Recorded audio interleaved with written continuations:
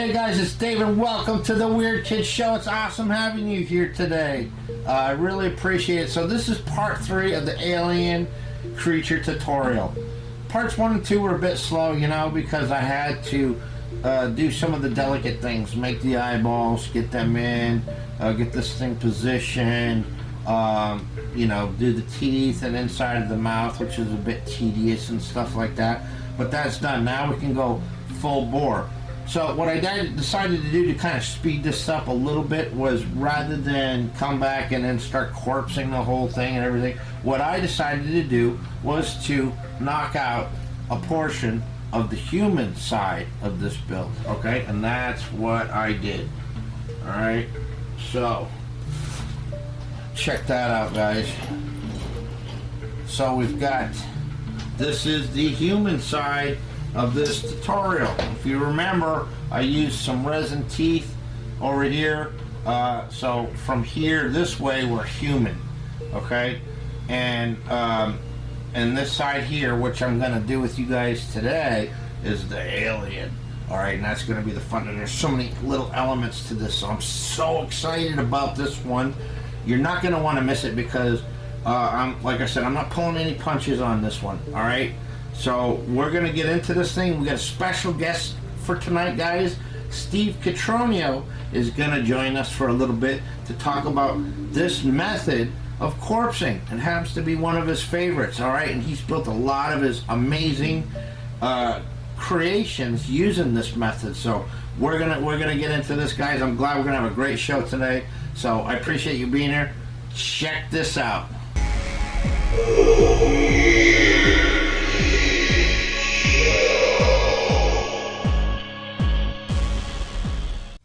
Guys, we're back and we're gonna jump right into this thing. And like I said, I did the human side to speed up this process, because I'm gonna physically show you how I did this over here. But you're also gonna get the exaggerated horror portion of it over on this side here. Okay, now this was built up with more than just a paper towel and latex. Okay. As you can see, I try to follow some kind of give them somewhat anatomical, make them look somewhat anatomically correct. All right. So what you've seen here, I used some cotton. We're going to use some cotton in this build. All right. Stretched out some cotton, positioned it, you know, like here with the collarbone. That's cotton in there. And there's a big piece of foam in here, which I've got a scrap here somewhere. Like this, just scrap foam. This was used to pack something, I guess, in a box, and I'm able to cut pieces off that and use it. In fact, you can see some right here to fill this gap here. I'm going to do it over here, and then just using the paper towel and latex over the top of that. It looks good, man. It works, and it's sturdy too, because now it's a permanent skin. All right, I know there's a lot of people who like the plastic corpsing with the heat gun, but it's fragile. It loses its shape after you paint it. It scratches easy. You just have to be super delicate with this. This is more of a sturdy, permanent prop. Okay, this is more bit of a higher quality, and it's going to cost a little bit more, because you're going to need to buy liquid latex, which I get mine from the engineer guy. But this will last you a long time, and all you're doing is this method. Paper towels are cheap, toilet tissue is cheap. So, but anyways, let's do this thing. So this guy is going to be an alien. He's been infected by an alien, and maybe he's been bitten, or he drank something, or something. Somehow he came into contact with an alien cell or something. Who knows? And this thing is like taking over his body so quickly, and started this metamorphosis that it's growing so fast, and it's pulling away all of the organic material from the human.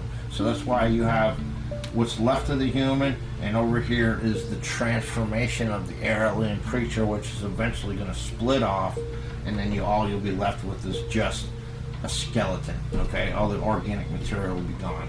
All right, and I think of John Carpenter's The Thing. There's a lot of other movies too where there's like metamorphosis that's cool. Like the movie Slither is one of them. There's another one called Splinter. So anyways, I'm just gonna jump into this thing, and I can tell you right now, I need to finish this side of this mouth. All right, so what I need to do now, right in this moment, I need to close this gap here between the skull. This is all going to be built up, but right now I need to start from scratch and build this job here. So all I'm going to do to close that in, I'm going to take a piece of duct tape and I'm going to cut it, rip it in half. I'm going to sit there and find a spot where I want the mouth to begin and end. I'm just going to rip that off there. But I'm going to try not to get in your way. But, and it doesn't have to look pretty. I've said that before. It does not have to look pretty because we're going to be putting paper towel or toilet tissue and latex on both this side and the interior like I've done in here. Now you can't see it, but inside of here I need to add a bit more, but there is actually cotton inside of the mouth here, and then the paper towel on the outside. I'm going to put some more paper towel and latex on the inside, so it's going to create a solid mouth. All right, which it's already there. I just need to fine tune it. I wanted to get this side done, then I'll coat the inside real good because I also made this guy a tongue. All right, and he's screaming, so and then we got a tongue. I gotta position that. I'm gonna paint that and glue that in there after I paint the inside of the mouth. But we're gonna get there, man, one step at a time. We don't want to jump ahead of ourselves, do we? This is supposed to be a build that we take our time with and make discoveries and do the best we can. You know, we have the opportunity to make a killer prop here, and I'm already pleased with the direction that this is going. I hope it comes out great. You know, you never know. All right, so I got some duct tape there, and so now all I'm going to do really now at this juncture is to take some paper towel. All right, and see how it's got some square edges? I don't want that. All right, because it's going to show. You're going to see it plain as day. You're going to see this straight line, and it's just not going to look right. All right, so I'm ripping out a chunk in a circle or whatever shape you want or need. You can cut the excess off, and I want like some rough edges like that. So now I got a bowl here. All right, and then I'm going to take my latex. The one thing you're going to want to get plenty of is some 1-inch chip brushes, the disposable ones. It wouldn't hurt to buy, you know, I've got probably 6 of them left here. I'm going to need to get some more because each time I use it and do this, and when I stop, the brush is no good and end up throwing it away. But that's okay. They're cheap enough, and that's exactly what they're made for. And I also go to the dollar store and I buy, they sell packages of brushes. I think you get like 5 of them in there, and they got some different sizes. And those are good brushes to use for this method too. I know you can get these. These are a good brush to just do touch-up work, or if you're mixing, like if you wanted to make some glossy eyeballs and you mixed up some 2-part epoxy resin and then you painted it on there, that's a good brush for that, so you're not ruining one of your good brushes and you can just throw them away because you can get big bags of them for dirt cheap. So I need a chip brush, excuse me. Got one here, got a spare. I don't know what I was doing with that. And then I need to find me one of these crappy brushes. So here is that bag that I'm talking about. This one here came with 3. All right, but these are throwaway brushes to me. All right. Okay, so now we're gonna get into the fun part. So I think I'm gonna start on this side. So I'm gonna reinforce it here on this side. So the first thing that I'm gonna do, and you can use the 1-inch chip brush for this, is I'm just gonna paint that duct tape. All right. So first of all, what it's gonna do is it's gonna seal the duct tape underneath, for one, make it all one piece. 2, it's also gonna serve as, you know, having latex, so when I put this paper towel on there, it's going to saturate right into it to help saturate it from both sides. Alright, so I'm going to get some good coverage here because I'm going to overlap it. Alright, so then I got to figure out where I'm going to go. I can probably square this edge off a little bit more and go over here. Alright, so then I'm going to lay that on there. Push it up. Just lay it out. Get it up underneath here. I'm not worried about the wrinkles. Alright, so I got some overlapping here. I think I'm going to go ahead and run with it. So we'll put some more latex under here. And then I'm going to go on the top and start painting this paper towel. And then you're going to see the magic happen, because now it's just like beautifully, it just goes on like butter. Alright, so we're going to go in here, paint that. Alright, and just keep working it.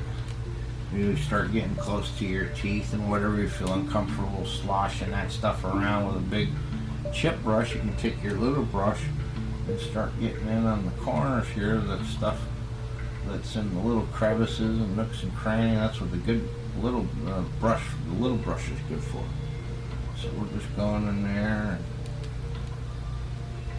So now I'm just getting that mouth closed in. I still need to get inside of there with some cotton and everything, and I'm going to do that now with you guys. And then what I'll probably do is work on this thing a little bit. And brother Vic there from the Trail of Terror texting us there. We're always talking to each other all day long, every day. Me and the guys keeping up on what we're building and everything. And like I said, for the Trail of Terror, without a doubt, it is definitely this season, Halloween season, 365 days a year, man. We do not stop for anything. Alright, so I'm getting this cotton in there. Now dry, it's not always the easiest to work with.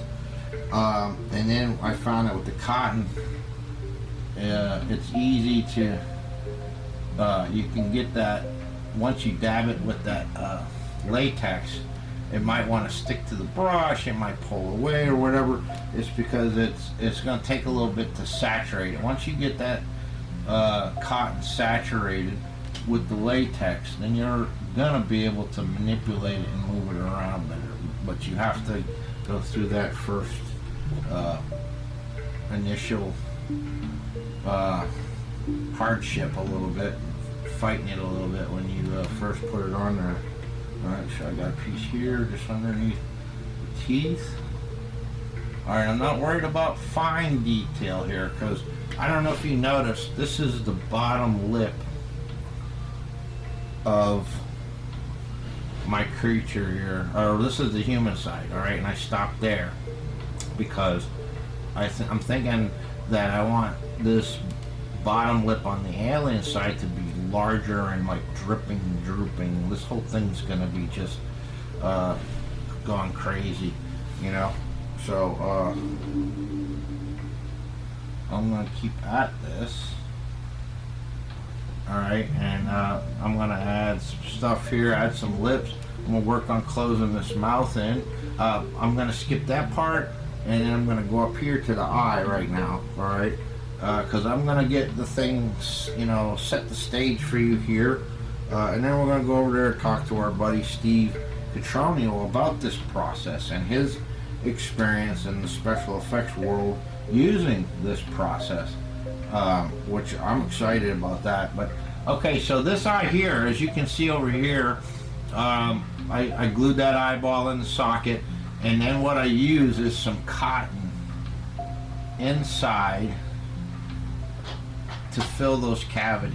Alright, so I'm going to push this in, pull it and stretch it. Alright, I'm pushing it down in there and just kind of filling in a little bit of that cavity around that eyeball. Alright, get that in there. Okay, that's good. Alright, so it's still protruding, which is what I wanted. Alright, but I've got some cotton in there flush to the brow of the skull. Okay, and that's gonna serve as a, you know, it's gonna help us when we fill it in with latex.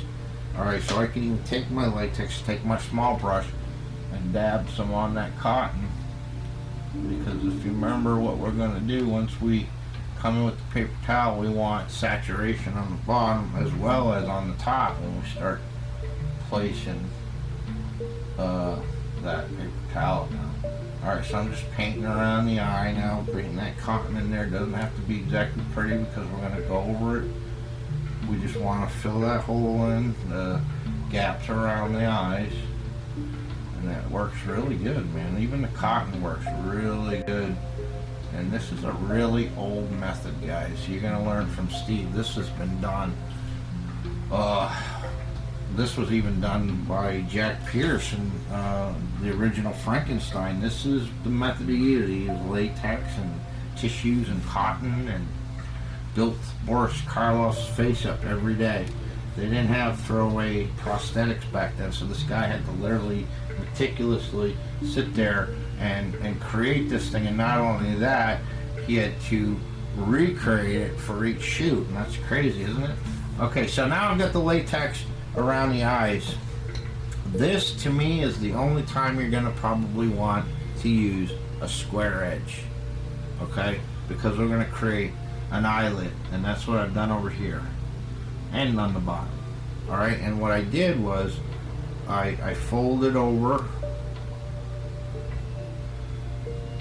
the paper towel but still maintained a flat edge. Okay, and then I come up here and I'm going to decide where I want that eyelid. All right, so I like that right there. I'm going to rip some of this away. I'm probably blocking you guys. I apologize. I'm going to put my hand away here in a second. Show you what I'm doing. All right, so I pulled that away.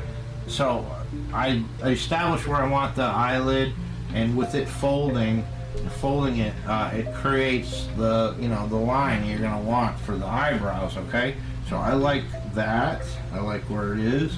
I'm gonna get some latex on over here. Push that down. Oops. And I'm gonna paint this base. I just dropped the brush with latex on this plinth that I'm working on, and but I'm not worried about it because I didn't paint it. I'm going to paint it at the end. That's the last thing I'm going to do. I'm going to paint it black. And the latex that falls on it, it's going to come, once it's dry, you can peel it off. It's so easy. Alright, so I like that. Get that latex in there. Go there and start blending this in. Alright, I can start getting that eyelid up here. Now, sometimes what I like to do when I have something delicate like that is, I don't know if this is something that you guys do when you paint. If you got to paint fine details or you're close to something, I will put my hand down as an anchor, and then I will rest my hand on my thumb or on my hand, but I like to use my thumb. Okay, so this is an anchor, and it helps me to be able to paint with finer details without having to worry about jolting or losing control, because I've got this pressure here. I've got this little anchor here. So I'm gonna paint that.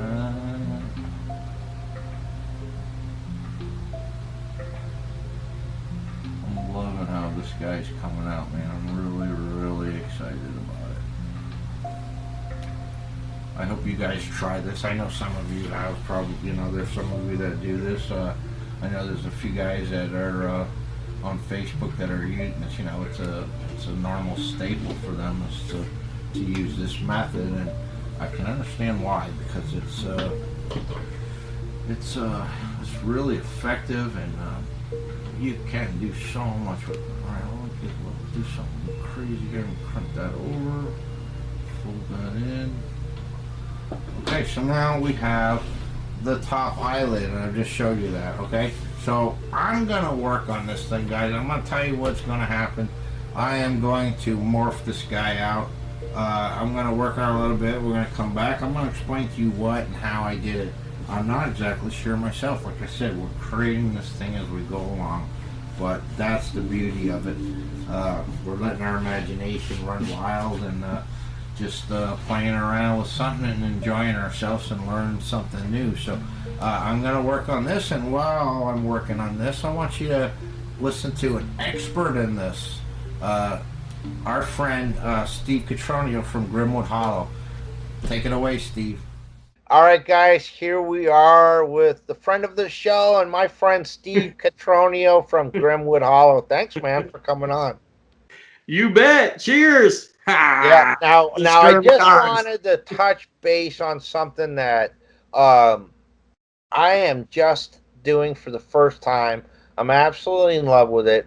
But this is a medium that you've been working with. In fact, you discovered this as a kid before you even got into the special effects industry, using latex and paper towel. And you told me a story about you had bought, or was it a Revel, one of those anatomically correct skulls. Yep. And then you used latex and paper towel to corpse it. You got it, man. Yeah, it was actually when I was 15 years old. So I was just getting into the effects industry. Just kind of started with Steve Patino, my first boss, first shop I was working at. And like you said, I was already aware of the latex and paper towel, latex and toilet paper technique, because that goes way back. You know, Jack Pierce was using that, John Chambers, all the old classic effects artists. Even Dick Smith. Dick Smith used to do some amazing latex and tissue paper stipple to do old age on people's faces. So this is a makeup technique that goes back, you know, forever in the effects industry. So I was aware of it, but I had never really messed with it all that much, you know. And I remember the first time I actually saw a prop made that way, like in person, was at this guy's Halloween yard display that I've already told you about a number of times. It was one of the yard displays in Whittier where I grew up. That was such a massive inspiration to me. And the guy actually was a special effects artist. His name was Bob McKee. And he would always take the time to tell me how everything was made. And he had this cool little mummy head. And he told me, yeah, this is made out of latex and paper towel. And my mind was just blown. I'm like, wow, and you can do these little mummy heads and stuff too. That's crazy. And so when I was 15 and I started at Steve Patino's shop, he kind of helped me really kind of learn the technique. And I had bought like a little quart of latex and was kind of playing around on my own. And so he showed me a couple techniques, and I went home. And yeah, so I took that little Revell skull model kit, and I did this. This is the actual head from 34 years ago when I was just 15 years old, and it's held up okay, man. It's got some cracks in it, you know. It gets kind of a little crusty. But yeah, it was so, like you said, man, the first time you try this, it's so fun, so easy to use. Yeah. It comes up with the coolest results with very little effort too. It almost does a lot of the work for you, because if you have a really good form to start with, like a skull, and you just start draping the latex and paper towel on it, it just kind of follows that form and stretches across it, and it's so perfect for mummy, you know, mummy skin and zombie skin. Yeah. And so for this one I just added a little chunk of styrofoam and made this little neck section here, and then I stretched tape across it, just masking tape, to span across the voids, so that it would sort of like create a little bridge across the voids. From the jawline down to the neck, and then you just lay your latex and paper towel on there. And actually, I think this one I mostly did with toilet paper. It was latex and toilet paper, but you know, same kind of effect. But man, yeah, I loved it, man. This got me hooked on this technique. Like, this right here was kind of the start of it all. And I've done, I mean, literally hundreds of build-up sculptures with that technique for my haunts and for movies and stuff. But Yeah. this is the guy that started it all. So it's still a mainstay like in the practical effects industry as far as props and stuff concerns. Yeah, absolutely. It's because it's not even you know, it's funny. It wasn't until I don't even know, like maybe 10, 15 years ago where I ever even heard the term corpsing. We didn't call it corpsing in the effects industry. It was just a technique we used with, you know, latex and tissue paper and toilet paper, paper towels and cotton and stuff. But we didn't call it corpsing because it was used for all kinds of techniques, right? It was used for build-up sculptures and makeup jobs on faces. We would alter masks. We would change the look of latex masks with it. We would use it for, say you had a fake body part that was cut off, like a fake arm. We'd use the latex and toilet paper on the stump to make all the gore hanging out, all the stretchy pieces of flesh. So we used it for a million things in the effects industry. So we didn't just call it corpsing. And it wasn't until years later that the haunt industry really kind of embraced this technique and kind of, I think, coined that phrase corpsing. And yeah, and that's kind of what it became known as in the haunt industry. So yeah, I sort of learned that term way later from haunters and stuff. And I didn't, when they first were talking about it, I didn't even know what they were meaning by that. I'm like, what the heck is corpsing? And I'm like, oh yeah, latex and toilet paper. Yeah, been doing that forever. It's awesome. Yeah. But yeah, it's still used all the time in the effects industry, and of course, like crazy in the haunt industry. Yeah. And do you have any like tips, like little shortcuts and stuff that we could learn here while we're doing this thing here? Yeah, yeah, absolutely. I mean, there's, you know, like with everything, I think you just got to kind of dive in and start playing with it, and you're gonna get a feel for it. And just like it, you know, it's kind of similar to paper mache in a lot of ways. So people who have experience with paper mache, I think, are gonna pick up on this really quick. But it really is, it's so user friendly. I mean, as you've seen now, this is your first time trying it and you're already loving it because it's so easy to use and so fun. But yeah, there's a lot of really cool little tricks and things you can do. I mean, there's tons of them that we probably don't even have the time for. I could go about it because there's so many fun things. But say you're doing, we'll just take like a corpse for an example, right? Like you're doing a mummy, a mummified corpse or something. The one thing I love to do when you have your paper towels is I always like to rip pieces of it and rip the straight edges off. Just get rid of those straight edges. Make sure everything's got kind of a jagged edge, because then as you're laying it on there, sometimes when you're putting your latex on, you know, you're moving kind of fast, maybe not paying attention. You don't always blend those perfect straight edges of the paper towel. Yeah. And a perfect straight mechanical edge can look really bad on an organic piece, right? Yeah. So that's kind of cool to do. If you rip the edges up when you're layering your pieces of paper towel and latex on there, it really just helps to break up that pattern and blend it really nice. So that's what I always do. I always rip pieces and leave jagged edges and get rid of those straight edges. Just get rid of those. The other thing I like to do, depending on, I guess, what the project is, sometimes it's really nice to have those thick, heavy shop towels, right? Because they're super absorbent, they're really durable, and they're going to make a really tough skin on there. But sometimes they're not like super pliable if you're doing some really small details. And what's cool with latex and paper towels is it really is a sculpting medium. I mean, you can literally sculpt with it. You can create crazy little wrinkles and textures. Yeah. So say, for instance, you want to do some really cool like wrinkles under the eye bags, or some stretches going off the cheeks down into the lips or something, you know, some like nice, cool mummified wrinkles. I like to actually delaminate the paper towels and pull the layers apart and use like a thinner layer, or sometimes use like toilet paper for those areas. So you can really crinkle it and get like really cool wrinkles going in too. So that's another kind of fun tip for areas like that. I often also take the paper towels and crush them up first. Uh-huh. Because when they first come off the roll, they're kind of stiff and Yeah, yeah. perfect. So I'll crinkle them up, which kind of breaks them up, and it also kind of creates a texture and a wrinkle to Yeah. them that looks really great on mummies. Yeah. So that's another kind of cool little technique just to help kind of make them more pliable and lay nicer on the forms. Another thing I think that I already kind of mentioned with that little head there.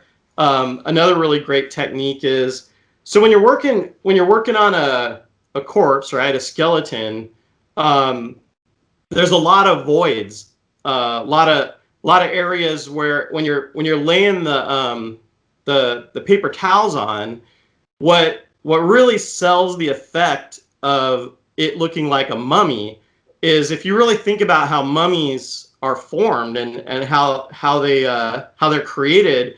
You've got this flesh that kind of dries and withers over the skin, right? Yeah. But it's not like vacuum bagging it over the skeleton, right? It's going to stretch in areas, right? It's going to span across voids. So when you're laying your latex and toilet paper on, or latex and shop towels, you don't always want to push it right up to every single bone and push it way in there. You want to let it span across areas and let it drape where you're seeing the form of the bones through it, but not necessarily pushing the towels all the way in to where you're just really, where it looks like just a skeleton covered in paper towels. Yeah.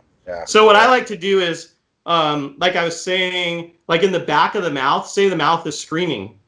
In the back of the mouth, I'll take tape, like masking tape, and I'll put sections of masking tape from the top of the mouth, kind of curving back into the throat to the bottom of the mouth, and I'll make the whole back of the mouth there that then I can stretch the latex and paper towel to and stuff. Or I'll even wad up pieces of paper and stick it back in there, and then put the paper towel and latex over that.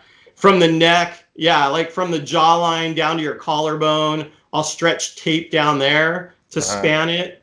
So that's a really good technique for kind of filling in those voids. You can also use saran wrap and nylon are another great one for that. Okay. So yeah, so there's a lot of people who will use that. Who'll take just sheets of saran wrap and stretch that across first, maybe rip some holes in it, and then put your latex and paper towel over that. That's a good drape idea. it over. Yeah, so it just kind of keeps it, because I think you've probably already seen how when your paper towel gets really soaked with latex, it can start to have some weight to it. Yeah.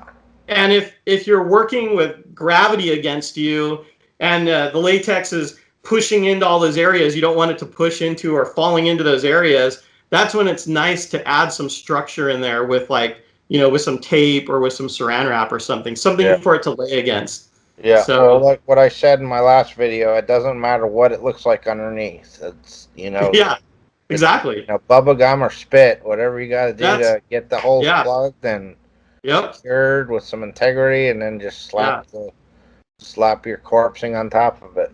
That's right. Yeah, most of my sculptures that I've done with latex and toilet paper, if you saw them before that, you'd see all kinds of duct tape and newspaper and all this stuff to build up the form. Because, like you said, the form is just an understructure for the skin that you're going to put on it. So the form has to look good, because that's your anatomy of your character, right? So you want to build up a nice form, but it can be tape and duct tape and bubble gum and whatever else, because then you're going to cover it in that latex and paper towel, and it's going to look awesome. And your stuff does look awesome.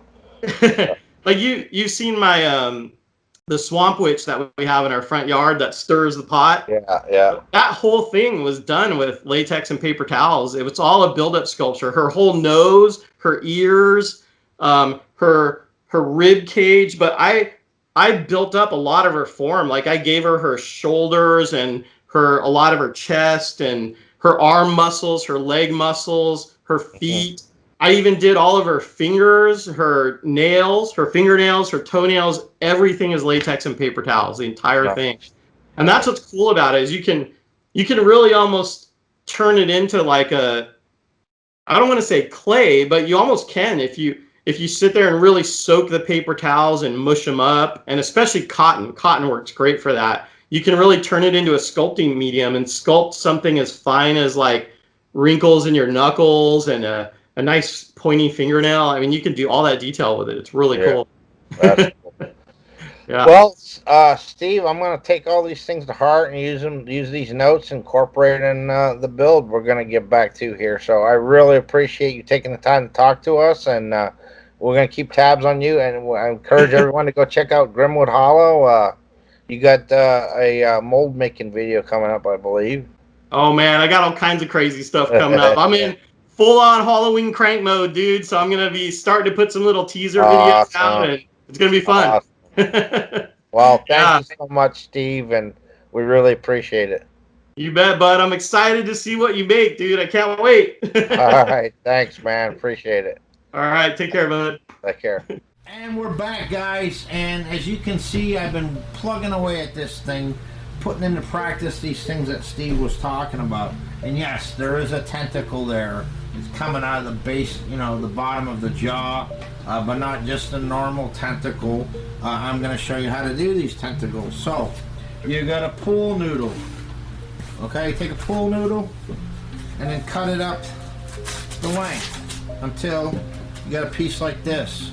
Alright, and then what I do is I cut it into the shape of the tentacle that I want. Okay, so let's say that's my tentacle, and I got all these rough edges, so I'm just going to go around and cut the edges off, which is another term, another term for that is beveling. Alright, I'm going to keep going around, round, making the tip more tentacle-like, like it is here. All right, and then once I get that done, I'll take it and I'll get some craft wire. You can get this for $1 at the dollar store. They sell it in the craft section where they sell like the flowers and stuff. And this stuff is great because it's really flexible. It's good for armature wire. Okay, so I'd already done one here.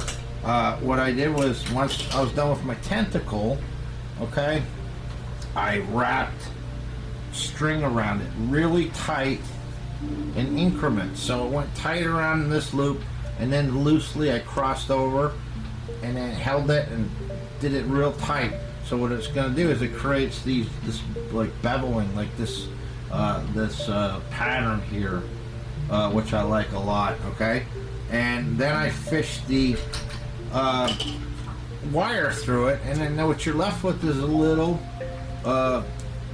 articulated, posable tentacle. Okay, but what I'm going to do now is I'm going to take, just like I did with this one, I'm going to take paper towel and latex and go ahead and paint it with the latex. Alright, and then go ahead and slap that on there. Put it on there real good. Sorry, it's okay if I trim the ends. But you're going to find out what you can do a lot with this paper towel. Once you get it saturated with that latex, you can blend it in and manipulate it and everything else. So I'm going to go ahead and coat this thing, and now you can start seeing those patterns that I had created using the string. Okay, making a mess. All right, I'm gonna go in there and cut that off. Go ahead and coat this some more, and then I'm gonna go ahead and just put this aside and let it dry. And then what I'll do is I'm going to go ahead and drill a hole somewhere where I want to put it, where I think it'll look good, and then build up around it. So as you can see, I did the eyelids on this alien eye, and then I just started to pack cotton and building it up. And I think I'm going to be coming out some more because I want it to like morph out, like be exaggerated here by the neck. I think I'm going to add a few more tentacles here and there. All right, so just to touch base a little bit on the cotton. Basically, what I do when I put the cotton on there is I'll paint latex on the surface first, and then I'll take this cotton and I'll spread it out, unroll it, whatever, and then I'll place it in the area that I want to, and then I'll dab at it with the brush with the latex to get some in there before I put my paper towels on it. Once that paper towel's on there and I start painting it and working it, then when it starts to bleed into that paper towel, and then you can really get a good seal. You can really paint it in really good. Right here I got a piece here I've got to try to lay down here, so I'm just going to do it for you here. Rip off a little piece. I'm going to dab a little latex on there. Just lay that right on there. Push on it. Put a little bit on this piece of paper towel back. And then just start painting it. Now, I really like I want this thing to, like the anatomy on this thing to just be all over the place. Like, with the exception of the human side, which I want to be as close to anatomically correct as I can, I want like just craziness going on over here. With that other tentacle, I don't know, I might come out here, I might add a few more little ones, another big one, who knows, I don't know. But I am thinking about cutting him above the elbow and then having one big tentacle coming off of that. This arm here, I think I'm just gonna keep it static over to the side because the focal point is the alien. I don't know. We're just going to keep working at it and see where it leads. So hang tight, guys. All right, guys, and there we have it. This is the progress of our alien creature. And yeah, so just basically everywhere where you see the distortions, it's just cotton. I used a lot of cotton. Sometimes I put some latex down. I stuck the whole ball in there. All right, I didn't even bother spreading it out to build it up.